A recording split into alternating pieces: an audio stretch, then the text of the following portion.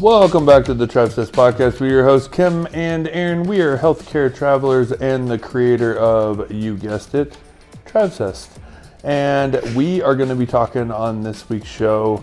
This is a healthcare traveler focused podcast, a discussion. Kim has no idea what I'm about to say. I'm just interested in her and I's discussion on this topic. And it's been something that I've been hearing a lot of, and I'm just interested in Kim's opinion and where this is going to go. So let's get into it now.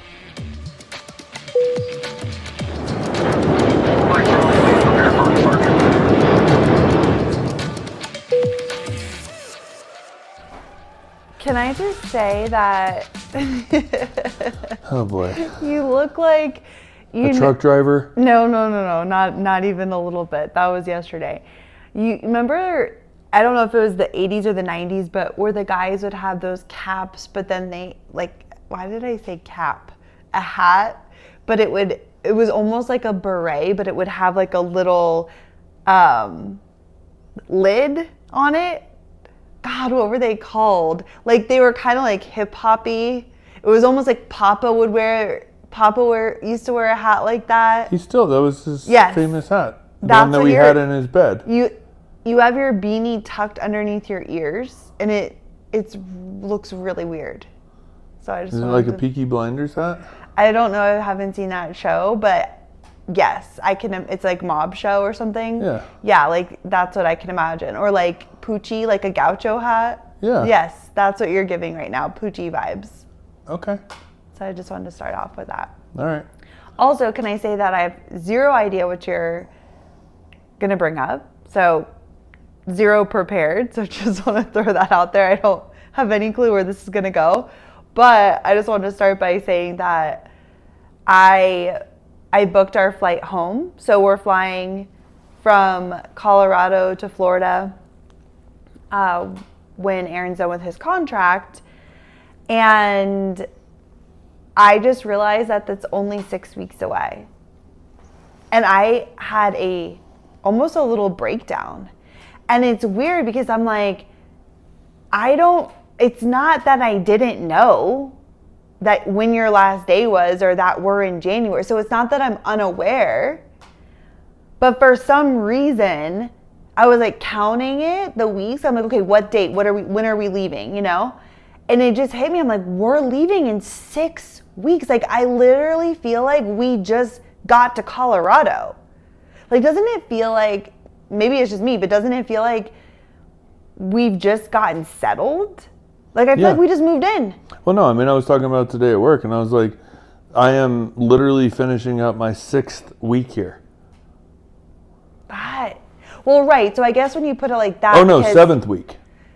Right, because that's half of a 13-week contract, and I think usually you stay longer, but because legit you're only doing 13 weeks because then we're leaving because we're going and we're hosting 2 trips.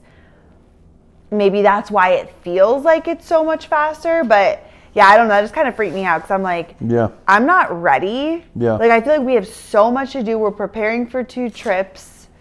Like, that doesn't freak you out? You're just like looking at me like I'm like a weirdo. Like, that doesn't freak you out at all? No. That we are packing up this place, which we won't get into all those details on this episode, but like basically packing up this place, putting stuff in storage, flying back to Florida, and about to leave for 11 weeks. No. In 6 weeks. I'm actually really freaking pumped. It's not that I'm not, is it coming across like I'm not excited? No, I'm excited. I'm like so excited to do like the Indonesia trip and the Bali trip and New Zealand. And like, I'm excited, but I'm just like, I don't know. I feel like I've just gotten into my routine and my flow, and now we're about to leave again for a long period of time. And I guess I just felt shocked that it was 6 weeks. Like, we have like a month left here. That's fucking weird to me. No, I mean, anyway. I would agree with you on the shock value of how fast this has gone. Yeah. And it usually happens like that, which is why I love working on the holidays. Like, around the holidays, it just goes so fast. It's like, oh, Christmas is here, cool. And then it's like, oh, New Year's. And then it's just like, Then you're in the groove. We're already halfway through January. Right. Maybe that's why, because it's a holiday too. Well, and you got to think what's happened. It's like since we've been here, I did the strike. Yeah. And then we flew back. And then I started. And then we moved. And then we got settled. And then it was like the holidays. And then I just got back from flying from Florida. And yeah. We've been like all over the place. And then 2 weeks out of December, I was on call. So those 2 weekends, those went by like poof. Yeah. And so. Yeah. All right. Well, clock is ticking, baby. Yeah. You got a lot to do to get prepared. Yeah. All right. What did you want to chat about? Okay, so like I said, I've been hearing a lot of this, and I guess when I'm like prefacing this, I know why to the core. So if you're a healthcare traveler or you're very familiar, maybe you understand the world of healthcare traveling. Maybe you've been a traveler school student, so you get it. Like you get the world we live in as healthcare travelers. But there's just there's two parts to this. There's a part of frustration just personally with me, and then there's a frustration with the companies, right? And I was playing this scenario out, and here we go. I'll just play the scenario, and I want to hear what your point of view is. Let's say there's a traveler who is coming up on a year extension, right? They've been there a year and they want to come back. And for the travelers in the know, they know that you cannot be in one location for 12 months within a 24-month period. That is the IRS guidelines of becoming a full-time, and everything needs to be taxed. Like, as long as I'm clear with that, it is, you cannot be in one location 12 months within a 24-month period.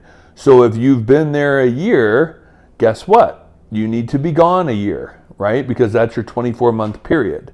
So even if you didn't stay there the full time, if you add up the 12 months in a 2-year period, you're still in IRS crosshairs, right? So basically, the company is saying, oh, it's just 30 days, which we've heard so many times, right? So then... Wait, you're not explaining, what's 30 days? What are you... So 30 days is like, you have to be away for 30 days, and we won't talk for 30 days, but on that 29th day, you can go back to that facility and sign a 13-week contract. Yeah. Which is what they're saying. But if these travelers get caught, that's the IRS is coming for them for their full stipends and per diems and all that kind of stuff, and a fee, right? Because you're in violation of what they consider that time frame to be getting your tax-free stipends. And so then the traveler, I'm explaining it to them, and my single frustration is I understand that people just don't understand your level of knowledge. Like, it's hard to like get that across.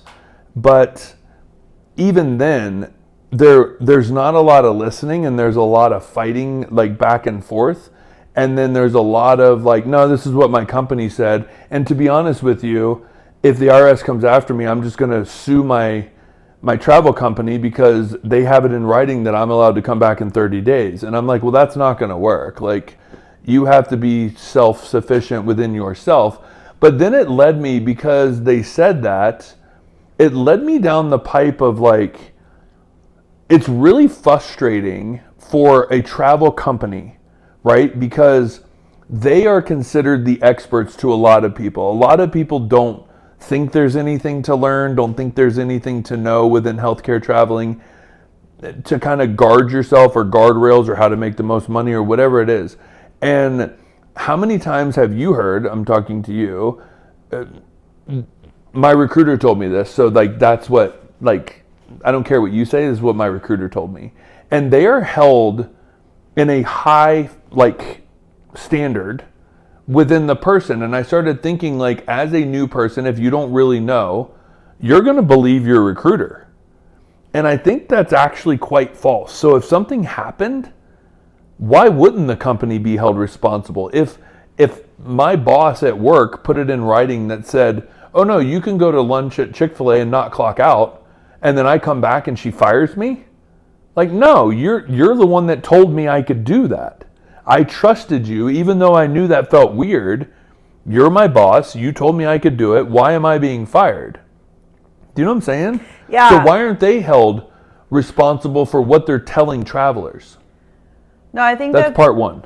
So I think that's like a really good point.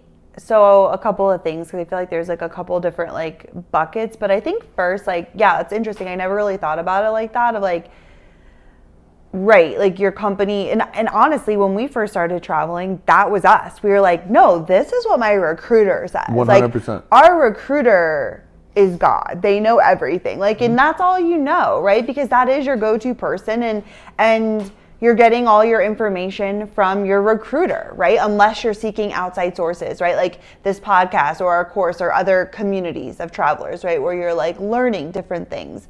But, and this is my thing, because like, I don't know the ins and outs of what would happen if someone were to get audited. So I've never met a traveler who has been audited. So I'm not sure. So it's like, okay, I don't know what really is going to happen, right? Because I look at it, and my thought is that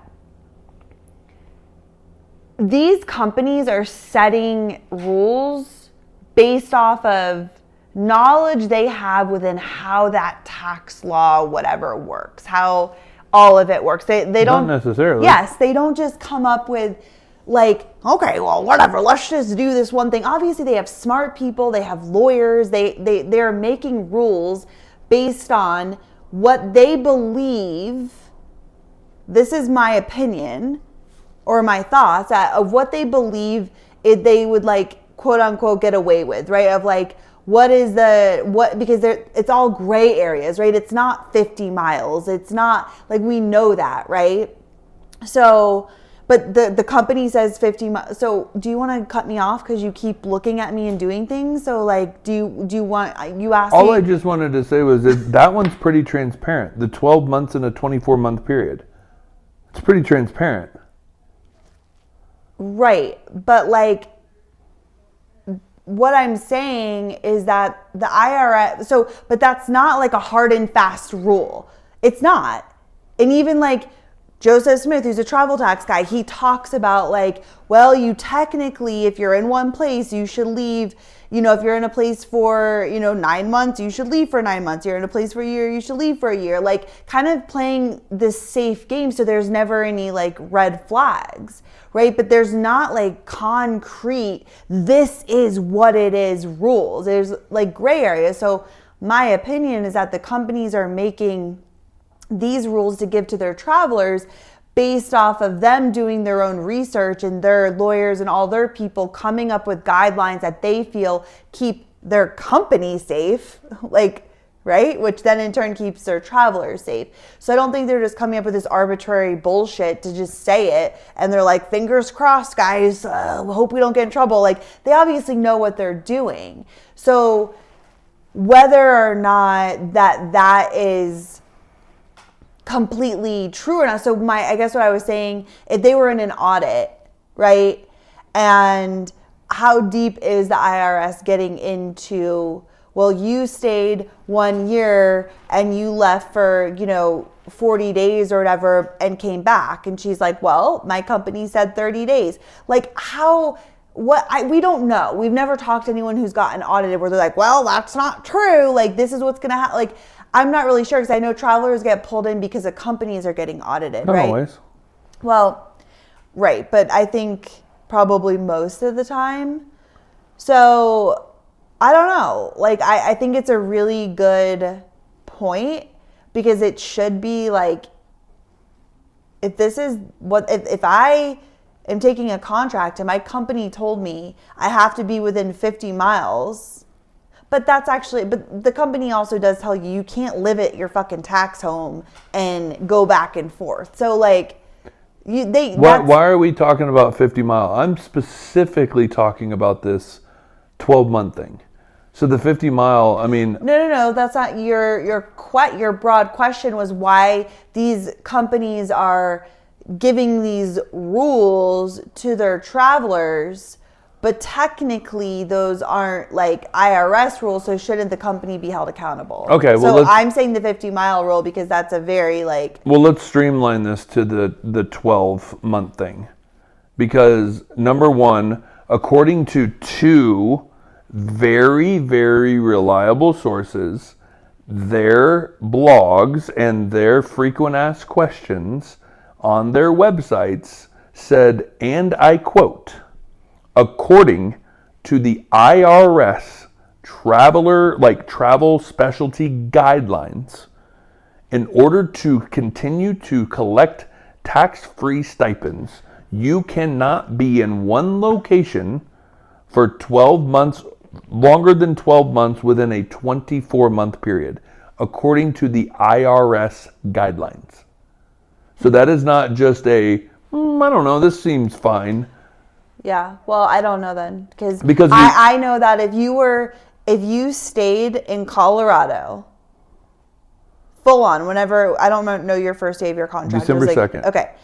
If you signed a contract on November 1st, that was like going to put you into the next year. So say your contract ended on, May 6th. The minute you sign that contract and it put you over that 365, then yes, you are over your year and you would have to start you wouldn't be you wouldn't get tax-free money anymore, right? Like everything would have to be taxed. That's like, there's not a gray area there. For me, what I thought was a gray area was the amount of time that you would have to leave but be able to come back. Because when we first started, it was 30 days, right? When we've been in that situation where they said 30 days, come back. We've done that. That was 10 years ago, however long ago. And then we heard that it was, that companies were saying 3 months and then you could come back. So it's like, I don't know. I am telling you, so let's just clear this up between you and I. You cannot be anywhere for a 12-month period, even if you've left and come back, within a 24-month period. So if you did 3 months, took off 2, came back for 4, that's 7, took off for 2, that's 9, came back for 4, that's over, right? Yeah, that's 12. Now all of a sudden you should be taxed. Yeah, I didn't know that. I've never heard that. So I don't know. So then I don't get so I don't know that because I feel like what I knew, and again, I'm not a tax person. I'm not a freaking IRS person. I'm not an accountant. I know nothing about this, like as far as what I've learned. But what I knew was that you cannot stay 365, right? That was very clear. But as far as it being broken up like that, I didn't know that you couldn't stay. And I can tell you that I actually just learned that for a hard fact when I did all this research, because it was such a tumultuous kind of argument. And it leads to so if that is the case, and then the response is just basically well, I'm just going to sue my company. I just feel like, I don't know, there's so much there within me that bothers me, because my sole purpose is to provide correct information to people so that they can make the best decision for them, right? Yeah, but you're not a tax professional, so they should be seeking... I'm not a tax professional, but I can read. And No, but if you do enough research, so you don't have a business degree, but that doesn't mean that you can't understand and really know business things, right? No, but I think you're just saying what you've learned. But if people, we share or teach from our own experience of what we've learned or whatever. But in no way am I take what I say about tax law or whatever. Go do your own research. Go speak to a professional if you really need to know something for sure. No, I agree. And that's actually what I even said. And so I said, you need to speak to Joseph Smith, who is the master at all of this. Yeah. And so that was my But then again, I went and did the research myself because I wanted to see if there was a hard, fast kind of like basically literature out there supporting this. And there was. And I found it. Yeah. And so that's why I think it's interesting if you go down that path, right? And then I think the second part of this, go ahead. I think that if going back to what you were saying, where the person you were like sharing this and they were just like, I'm going to shoot my company. Well, it's an interesting concept that like, should the company be held responsible, or like, why are you getting penalized if you're just doing whatever the company says is okay? I don't know. That's an interesting prospect, but again, I don't know, maybe that does happen in audits. Like I don't know the ins and outs of it. But going back to like what you were saying with the person not listening, it's also just like all you can do is like share what you know, and like if she doesn't care, like that's her response, and like great, you know. No, I understand. It's kind of like the let them let me mentality that I'm reading in Mel Robbins' new book, because it's like it's such a great example, right, of like, which also it's a really good book. Everybody should read it, because it's like let them is like you're like, if that's how she's reacting or whoever's reacting, or somebody you're sharing something with somebody that you think would be really beneficial for them, you know, and they like shut you down, or they don't care, or they're just like, whatever, like you don't fucking know shit, whatever. Then it's like, okay, like let them have that they can think however they want. Like I'm not going to let that like stress me out or make me mad or make me defensive. Like let her respond however she wants. And then for you, like the let me part is like, well, what's my role in this? Or what's the responsibility that I take? And that's, I provided information that I believed was true and would be helpful. And if she's not interested, then I'm going to choose to not let it bother me. And I've done everything I can do, and I'm like going to walk away from it, you know? Yeah. Instead of like, who cares what other people think? Or not who cares what other people think, but like getting annoyed because someone's not listening to you. It's like, make your own decisions. Who cares? You know? I mean, it doesn't affect you. Right? That's how I feel about it. No, I mean, that's interesting, because in a way it does affect me. Why? Well, because I just feel like, okay, when it comes down to teaching travel healthcare, like it is a polarizing kind of thing, right? I've actually almost related it to religion and politics, because of misinformation out there, what people have heard from their companies, what they've heard from other travelers, and the misinformation has spread. And there is, when you kind of sort through a lot of that, you can find a lot of truth guidelines within the travel healthcare world, right, that are pretty solid to follow, right? Yeah, there's some gray and everywhere we go, but I know my line that I can follow, that I stay on the safe side, right? And like, that's what we teach, because through our experiences, through our research, through our talking to like people that are in the know about this stuff, that is what we've gathered to give people a solid, truthful foundation. I also believe that we live in a world currently that the word truth is just like a puff of smoke. Like it just depends on who, I don't know anymore. And I think it's like, there's things in this world that I teach because of knowledge and things I've gained when it comes down to like traveling to Bali. Like, it doesn't matter if I've said I've been there 8-9 times, right? When I'm teaching about Bali to somebody that's never been there before, they're like really listening, and they find, wow, that's interesting, and blah, blah, blah, right? Like, but when you talk about travel healthcare with somebody else, it's like an instantaneous, like, no. And like, it's a weird dynamic that I have noticed over 8 years of teaching this, like in the heart of it. And so it does get a little frustrating.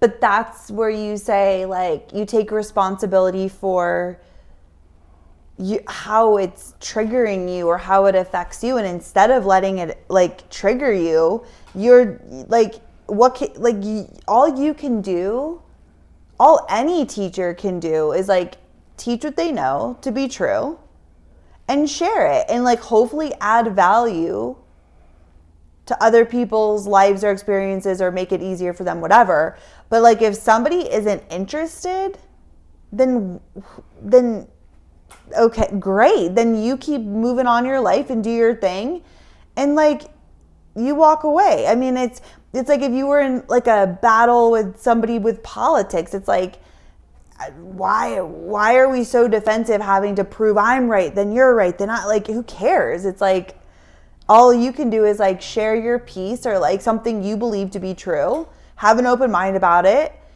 That like your responsibility, right? Having an open mind, absorbing information, like, oh, I never thought about it that way. We live in a world where everyone wants to be right. Everyone's right. Like everyone knows the right way to do things and like how you should be and how it should be. And it's like, it causes so much defensiveness and division between people. And this is no, like healthcare traveling is the same thing. You know, it's like people think they know the right way to do it and you're wrong, or no, work with my recruiter because this is how you do it. It's like, I think at the end of the day, it's just like, who cares? Okay, I'll say, people like okay. They can do whatever they want. So then I'll follow up that question. Well, then what is the stance you take on traveler school then? But traveler school is just for people who are open to it. I'm not forcing it down people's throats. People purchase traveler school because they're going in with an open mind and they're excited to learn. So you're just basically giving opinion? Or is there fact within what we're talking about? Of course there's fact. I never said that it wasn't like what we're sharing is what we've learned, right? Over 13 years of traveling. And we know this industry very, very well. Like we are experts in travel healthcare. You and I are. We know that. Like we know that the ins and outs. If there was a new traveler or somebody who wanted to travel sitting in our living room right now, like we would be schooling her on all the things, like and giving her really good quality, smart tips and tools and all the things. Like you and I are experts in this industry. That's not what I'm debating. I'm not saying we're just throwing opinions out there and whatever. I'm saying that like we know that, but if you're sharing something with somebody that you think's helpful and they're not receiving it because they're like, no, I'm right, and you know, blah, blah, then like let them. Who cares? Like you can walk away being like, okay, well that's not really going to go anywhere. But like people who listen to this podcast, people who buy traveler school, people who come to our master classes or live streams, whatever, they're there because they're interested in learning and hearing what we have to say. Right? They're absorbing information and those are the people that we want to connect with. But if somebody's like combating what you're saying or trying to prove you otherwise, then like, what's the point of the conversation? You know, like, okay, well, hey, I'm here if you ever have any questions, but like, I'm good, bro. So I guess this is turning less into the conversation I started, more of a marital conversation. Marital? That's not marital. Yeah, because it comes down to like, or interpersonal marriage conversation, not like with regards to our marriage. I'm saying this is like a marriage conversation that you and I would have because, so what are you saying? Is it ego then? Like I want people to know that I'm the expert in this field? 100%. But it's hard You're when fighting with her, trying to prove you're right. But I do know when, I'm not going to argue over an opinion, right? I'm going to argue when I know things to be relatively true. But who cares? Like if you were like, hey, this is the truth. This is what I know to be true. Like something that's so like clear. Mimi is fawn. No, let me finish. So like something that's so clear, right? So like if you met a traveler and they were like, yeah, like I love, like this is so great, I get to work here, I live 10 minutes up the street and like I'm making all this travel money and it's like I get to stay home like with my family. Like it's so clear cut. You'd be like, oh my God, like you would get in so much trouble if like you were ever audited, right? Like that's a very like cut, there's no debating that in our travel world. People understand that you have to have a tax home and you have to be far enough away, whatever that looks like, Duplicating expenses. And if somebody said, And if that traveler said, oh no, I don't care, that's not true, like I'm good, my company said I'm fine, like I'm making this travel money, tax-free money, like even though you're saying it's a fact, like what you're saying is a fact, it's truth, it's not an opinion you're sharing with somebody, but that traveler still like didn't agree with you, then why battle like trying to prove you're right? It's just like, okay, well, what I'm telling you is the truth, but you take what you want, leave what you don't, and, you know, hope it works out for you. Like, not letting people, like, rattle you so much just because they don't agree with you. Or they don't have the same, they think differently, and now you're just in a battle for who's right. And it's like, who cares? I do, and it's a lot of energy. I agree with you on that. I also, and you know me very well, I challenge myself as well, because my first thought is I must not be explaining this clear enough. I must not be laying this out in a way that they can hear, because it is fact, right? And this is a message that I would like you to hear, because I feel like I care, right? I deeply care, and I don't want people to get themselves into trouble and waste money that they didn't have to. Right? If I could provide this information to them. But you did what you could. Like, that's it. Like, it's over. Like, you know what? I think sometimes you get so, like, you do like to prove that you're right. I do think that's something that you know. I can see that. Yeah. So I think, obviously, you want to, like, help her. It comes out of good, though. It's not, like, my own. But it's also, like, to a point where, like,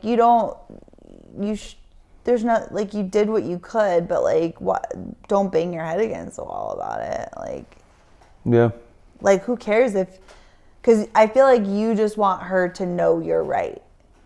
That's what I feel like it comes down to. That you want to be like, I'm right, you're wrong, and you don't think, like, you're acting like I don't know what I'm talking about, but I do, and I'm an expert here, and you need to listen to what I say. I think that's the thing. Yeah. She's acting like I don't know what I'm talking about, that I'm basically just trying to get rid of her. Yeah. And I'm like... Yeah, I get that. What?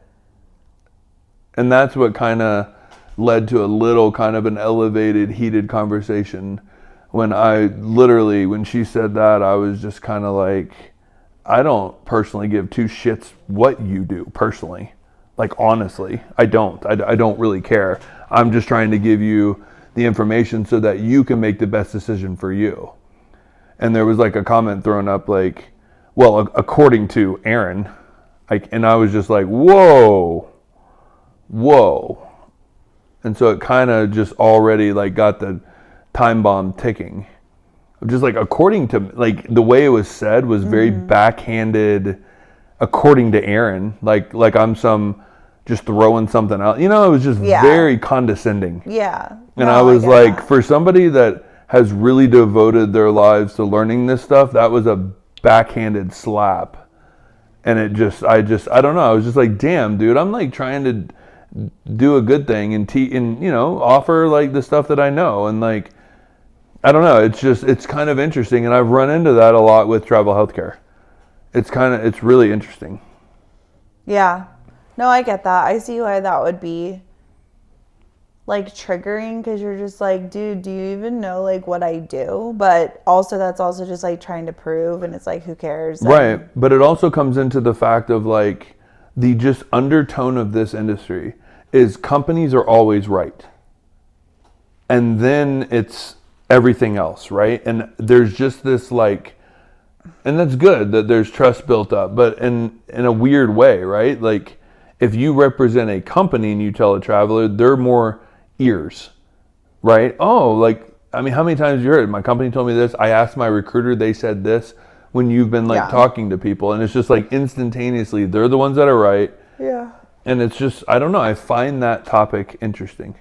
I feel like, where did we get there? Like, I feel like, yeah, the whole company's being responsible for things, like, that's interesting. I would actually love to talk to somebody who got audited as a traveler and actually see what was the process, like what were they really looking at, like how out of bounds were they or whatever. Like, I would love to actually like talk to somebody and get more intel into like what that process is actually like, and what was come up and how was the company involved, that kind of stuff.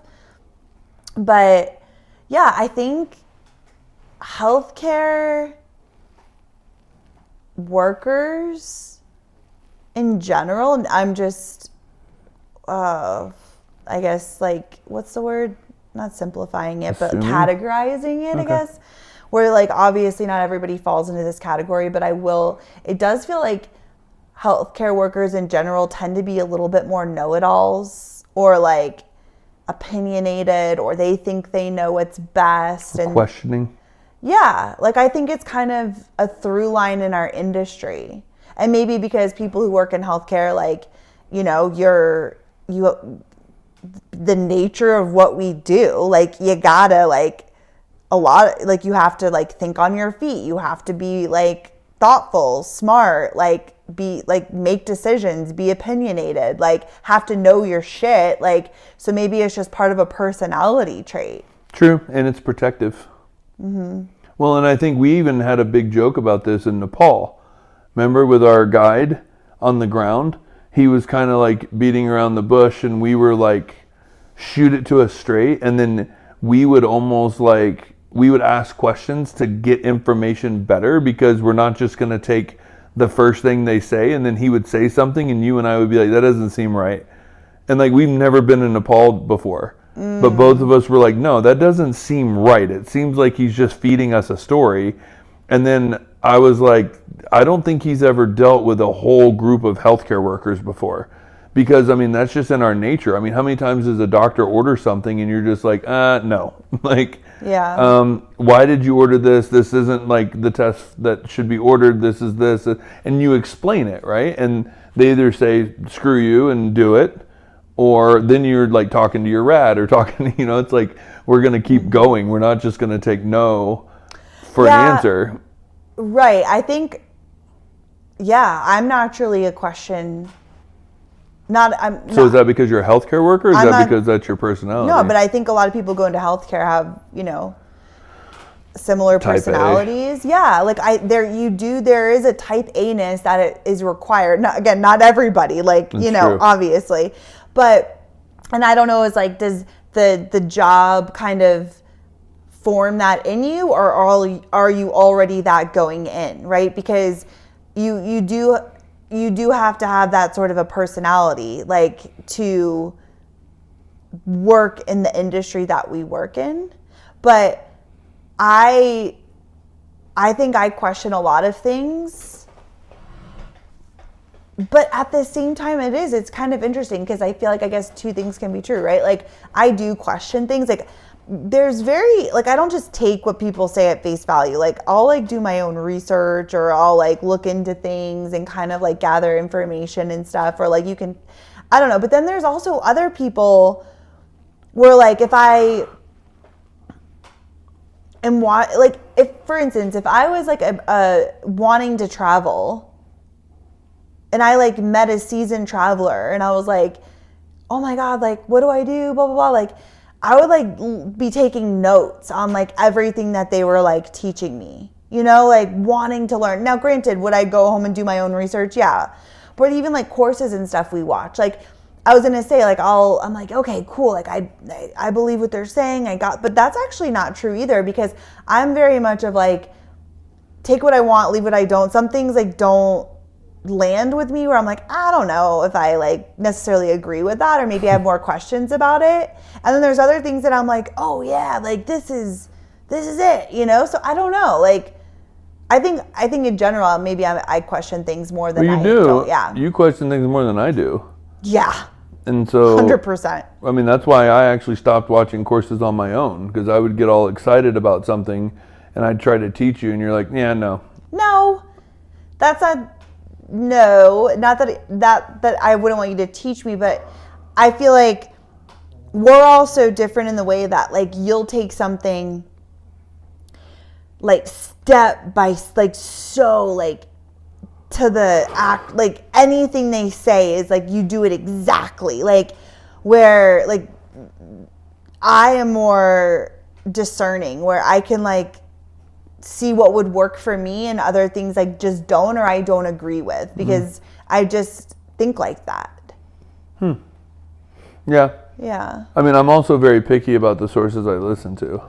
And so, like, for instance, the last course I took, I researched them for a long time to see, like, what they were doing in the business world and what, you know, where they got their start and, like, their story. And I heard podcasts on them, and I read articles, and then I kept seeing their ads, and I just kept, like, researching. And so then I was like, wow, they do know what they're doing. So if I'm going to listen to anybody, I feel like they're at the top of their game.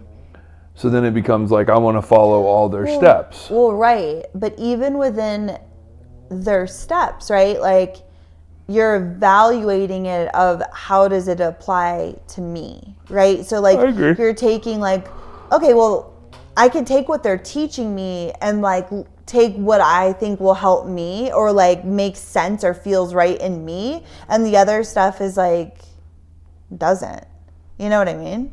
Because just because they say you should do a trending video where you, like, dance in the snow doesn't mean that's what you should do, because that's, like, not us at all.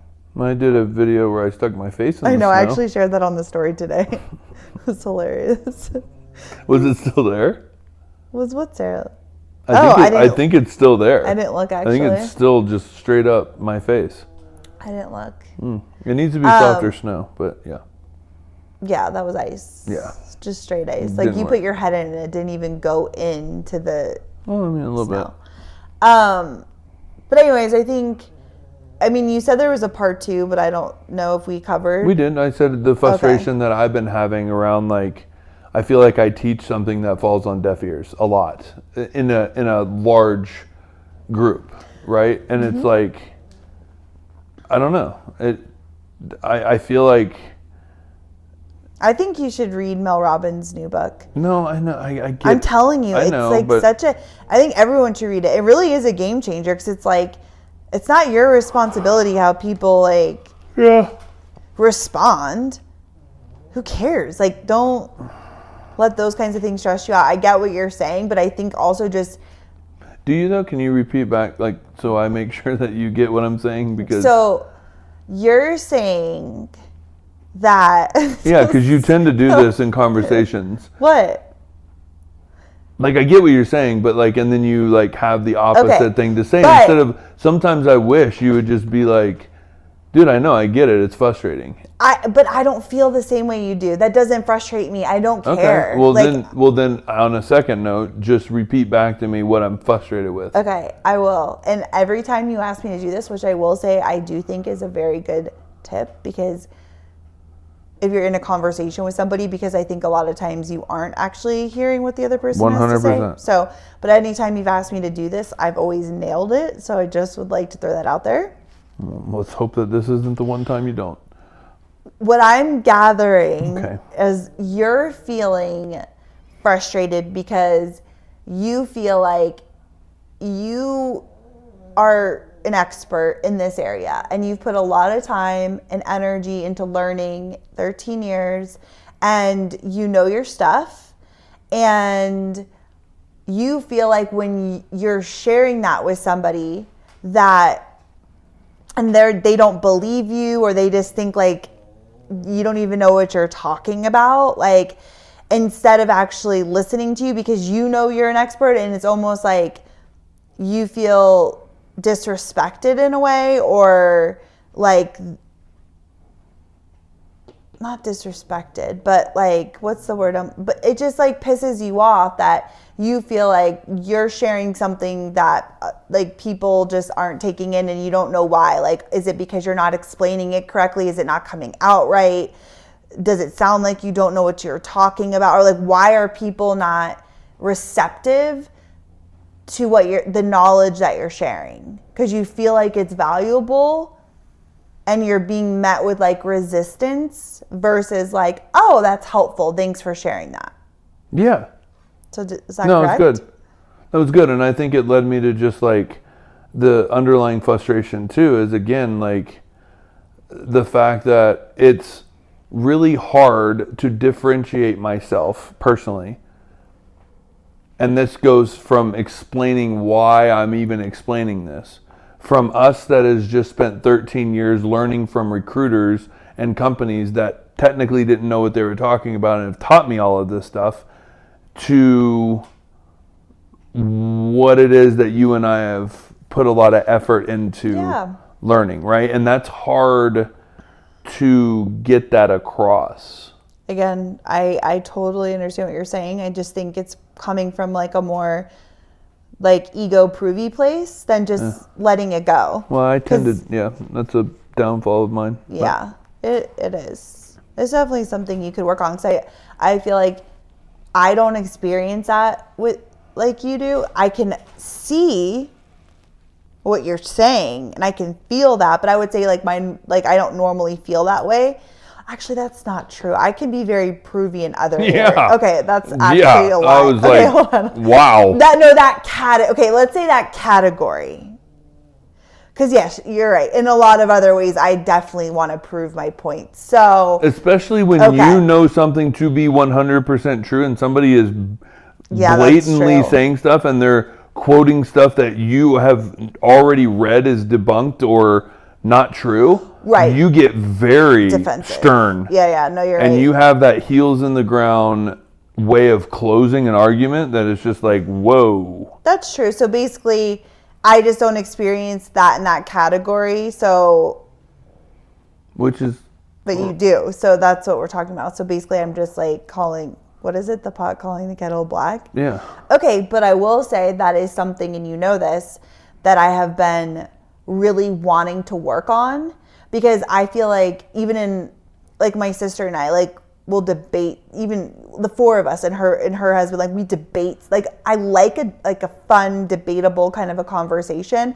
We're all very opinionated. And so that tends to escalate, especially when there's drinks involved. And I said like, last like year, especially, that I really do want to work on not being so like I need to be right or like prove my point to other people, and be more open-minded of like, I don't need to like be right. I'm interested in what other people have to share, whether I agree with it or not, and not be like defensive about what I'm trying to say is my side of the conversation. So it is something that I've said I've wanted to work on, which is why reading this new book is actually really helping me. Yeah, no, I think it's interesting because I've always looked at... this conversation is all over the place. No, it's still dead on. It's like, how did we get here? It's dead on from what I wanted. Okay. What I was searching for, and I was the one that created the topic, so like... I don't like the topic, by the way. What do you mean? I don't like talking about that stuff. What do you mean? Like, just like that deep into like the nuance. Since when do you not like to have deep conversations it was about, into like, the taxes and like I don't like talking about that. That stuff's boring. But I know that wasn't the preface of the conversation. I didn't ask you a tax question. You wanted to have what?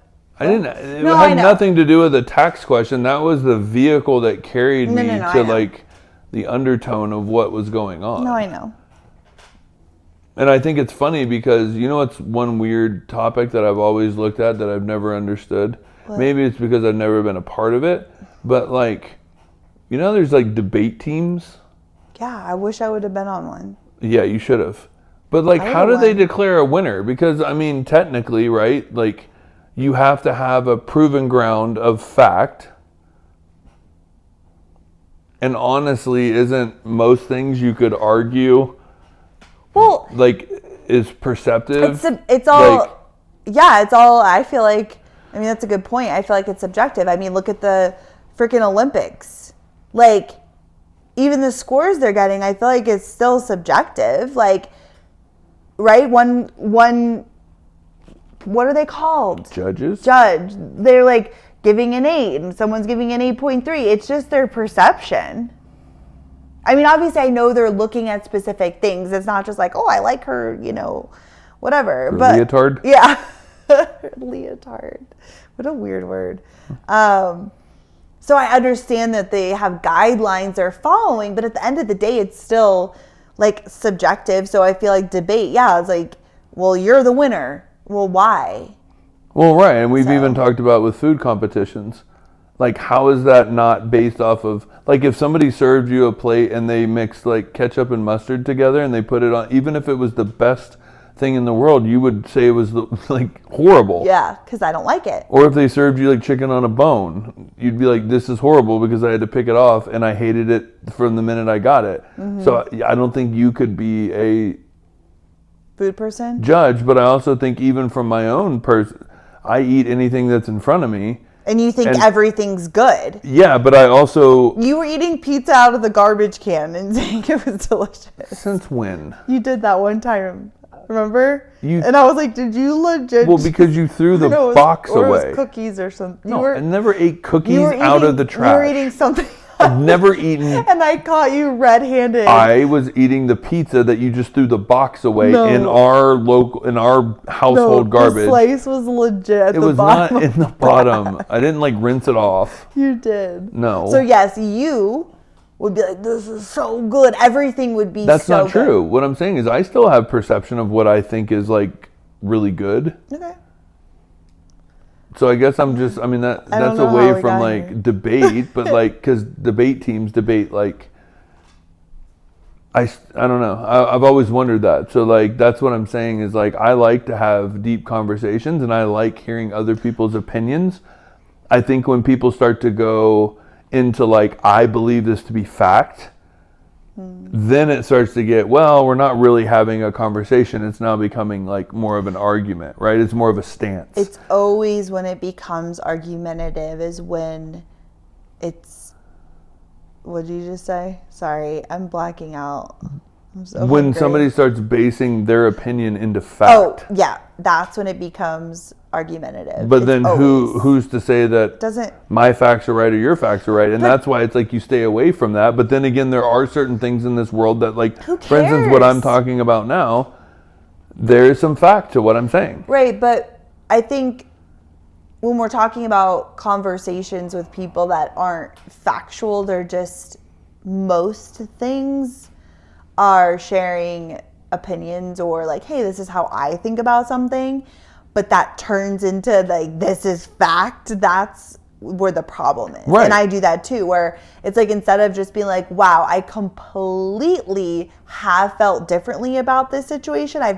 But I'm interested in, why do you feel that way? Yeah. Because then you're actually learning and you don't even have to agree, but you're like, I never thought about it that way, as opposed to be like, this is what I believe and this is fact. I feel like we all think our opinions are facts. Well, 100%. And I think we've even got skewed that it would be actually quite funny if anybody even believes in a fact now, if you steal something from someone's house, that is a crime. Yeah. Like, I think you could actually get arguments on that now.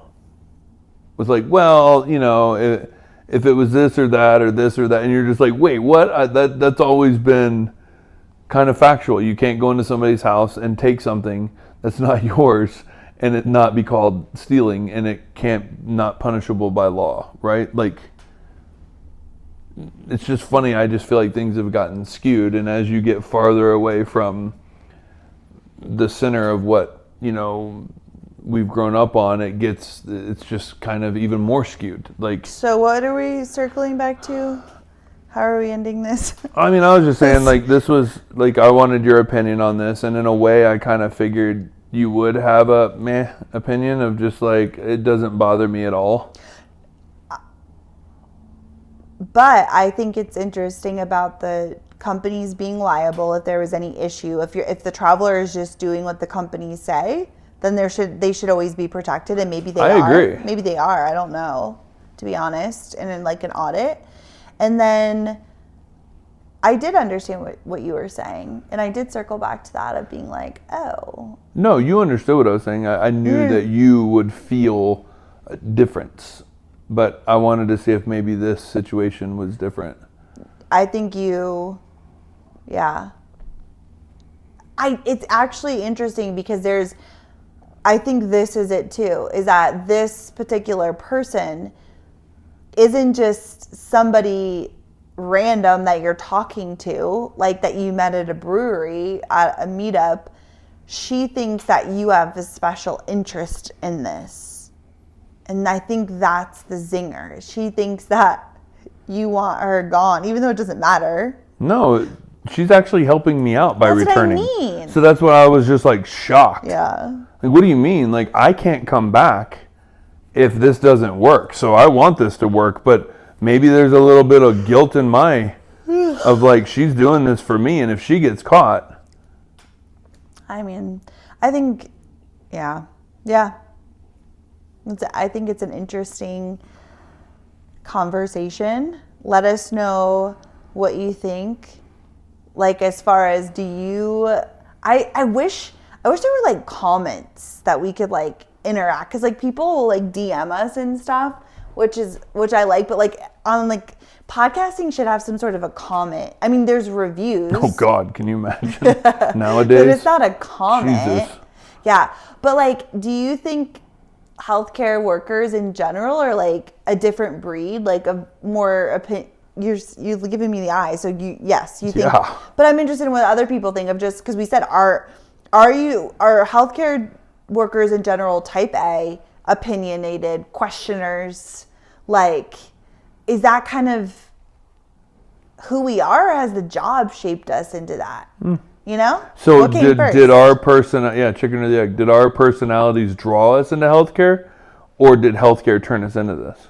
Well, have you always been a questioner type A? No. Yeah, I have. So, yeah, I think I've always No, been. you turned me into this. You're welcome. Wait, what? Yeah. I would not. What's sitting here in this chair is a product of you. What do you mean? You've always challenged me in a good way, but I've also just picked up from you of like how you are, and that's rubbed off.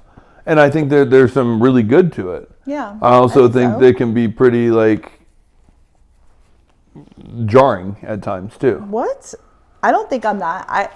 I don't think I'm that type A. I think I'm type A with like structure and organization and like methodology and like having strategy, even at work. Like, I'm very like, but I don't think I'm like super type A. I feel like I can go with the flow too. I'm not the most rigid. I'm very flexible. You have a weird talent, and I'm going to use the word talent because I do think it is a talent. Even if you don't know much about a subject, you have a tendency to ask questions in a way as if you're an expert in that field. That almost puts me, and I've seen it in other people too, instantaneously on defense, because you feel like, I don't know if I have an answer for this, and it's going to instantly lose my main point of what I was trying to get out because I can't explain that question. And it's almost like you have this way of like, I don't know how you do it, especially when you don't even know about the subject. I just listen to people and have questions based off what they say. Well, and the way you ask the questions are very sharp and very like to the point, and there's this undertone of you almost know the answer, but you want to see if they do.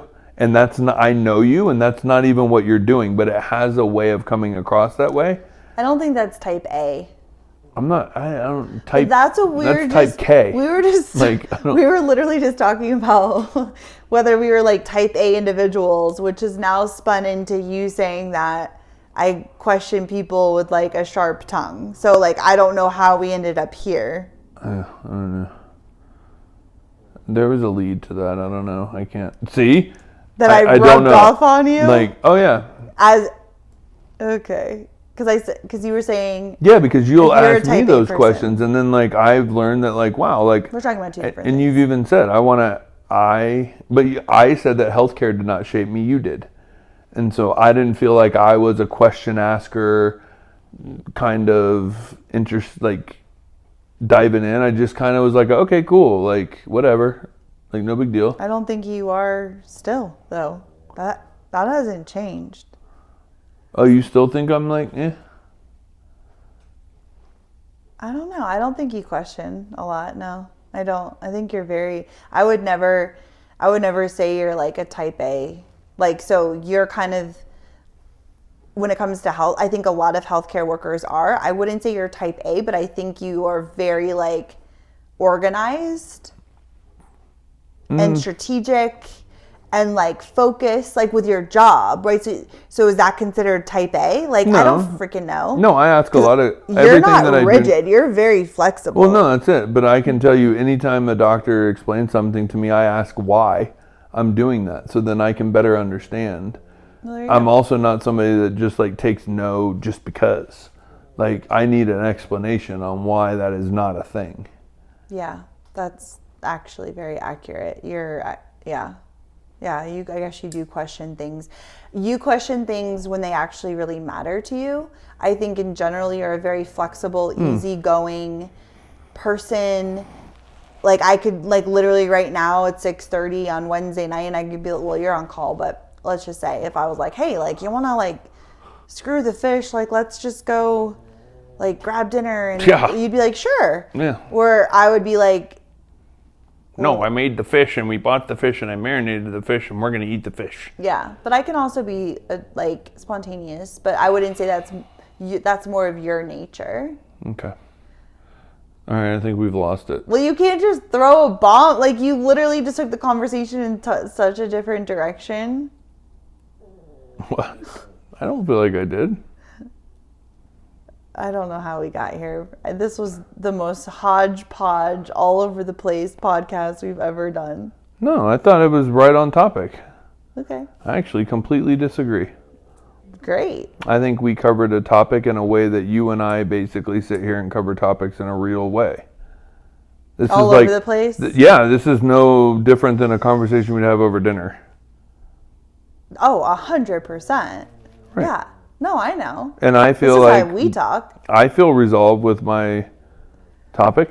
You do? Yeah. Are you going to read the book? No. I'll listen to it. Do you really think I'm like super type A? Yeah. Really? Yeah. So you don't think that I'm like flexible? How am I not? That has been a learning thing for you. Oh, 100%. But I'm saying And you I don't think from the day you've met me to I who I think am now? you're like a brand new like battle rope. It starts off pretty like rigid, and then overuse and like it starts to stretch out a little bit and kind of get a little bit more elasticity in there. And I think just because of the life we live and how we do things and running our Travsessed trips and travel healthcare in general, like you have to have some sort of elasticity or else you just like snap. Mm-hmm. And so, no, I think that's been a skill that's been developed over time, but I still think you're very type A. This is like, you will set a plan until the plan is broken. And the thing is you adapt pretty well to a broken plan if it's outside circumstances. Mm-hmm. But you will tooth and nail crawl to follow that plan until it is led otherwise. I mean, I feel you don't just wake up and you're like, whatever. Oh. Like, so can I say something? So like, I feel like in our life here, I follow through with what I say I'm going to do. If I'm waking up to go to the gym in the morning, I stick to what I say I'm going to do. I'm very routined, and I also have to be because I'm working from home. So like, I have to be super structured and routined. But like I like to follow through with the plan of the day or whatever that is. But I would say like if you and I are traveling and stuff, I'm not like at 7 a.m. I feel like we have plans. I'm talking about when we're traveling by ourselves. I'm not talking about like Travsessed trips because obviously those are structured, right? Because it's a group thing. But that there's a lot of like openness in that. I'm not like, you better, we have to do this at this time or am I? Am I not self-aware? I guess because I feel like I'm very like chill when we're traveling. No, you are. I think my only example, and I'm using this as an example because I do feel like it has similarities. But what's in your backpack when we go through security at all times? All my potions. Potions and what else? Snacks. Right. So? Okay, so you're not the type that we're going to wander through a airport and I'm like, oh, we'll just like eat whenever. Like... Oh, No, and I don't mess with food. Like, Okay. like I would, like that is food. Do you want me? I'm hangry right now, and I'm starting to get upset. Like, I don't mess with food. So if I have snacks, like that, like what does that have to do with being not flexible? It's a very small example, but I mean, it's again, if you want to compare the differences, like when it comes, like I don't really, I mean, I might have like a beef jerky or like a power bar in my backpack, but like if we land at an airport for a layover, I'm just like, yeah, like we can either go to the lounge or we can just walk through and like I'll just grab something, like whatever. You're very like structured that it has to be like this and this and this, and like I need this and this and this because of this and this and this. And so we typically, you'll walk to try to find something and I'll just go along with like where you eat because I am more flexible when it comes down to that. So maybe our life is heavily revolved around food, but like I see that a lot, and so it comes off as very structured, rigid, and non-flexible. I mean, okay. But I would not say that you in general in your life, you are very flexible even when we make... Can I say something about the food thing? Yeah. Because I feel like I'm very flexible when we're traveling. Like, I'll eat things that maybe I wouldn't normally eat, or if like, obviously food is important. And so like, if there's, I don't know, like, I feel like I'll be like adventurous with food and try a lot of different things. But then I also like, if we're talking about like being in the airport and stuff, if I can bring like healthier snacks and stuff, like I'm going to choose that. Like I'm not the girl who's going to go slam fucking mac and cheese in a burger and like feel like shit. Like that's just not me. So if I could go seek out, you know, a green smoothie at the airport, or I like, that's just something that is important to me, because I also don't like to feel like crap. And if I eat like super heavy, where you are just like, oh yeah, like I don't care, what do you like, let's go slam a couple pizzas, like let's go, like you don't think like that because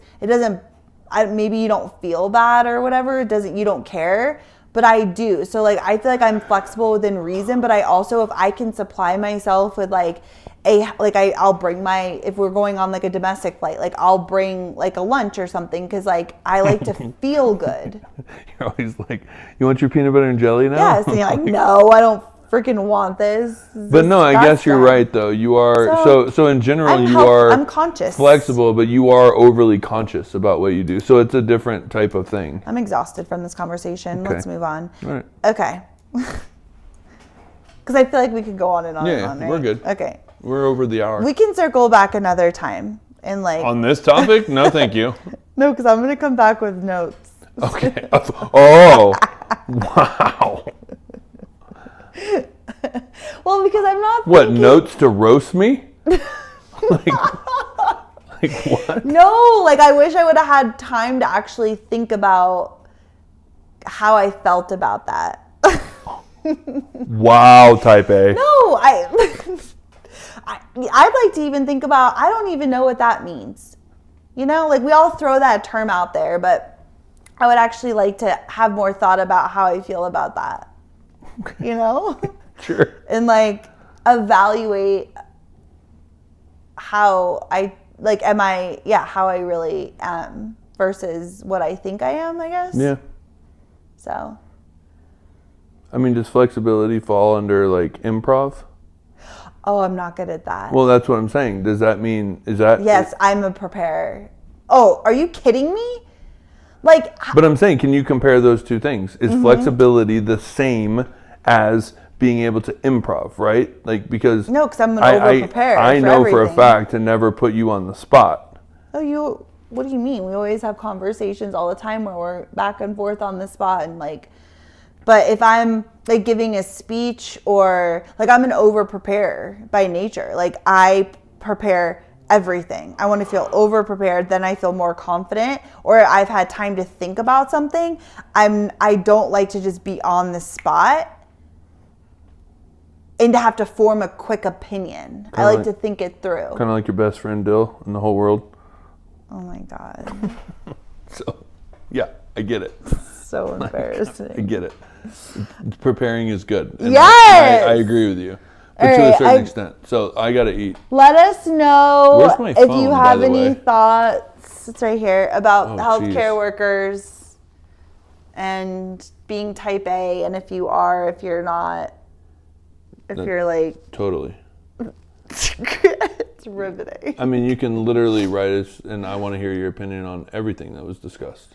God, I'm scared. All right. All right. Well, see you, God. I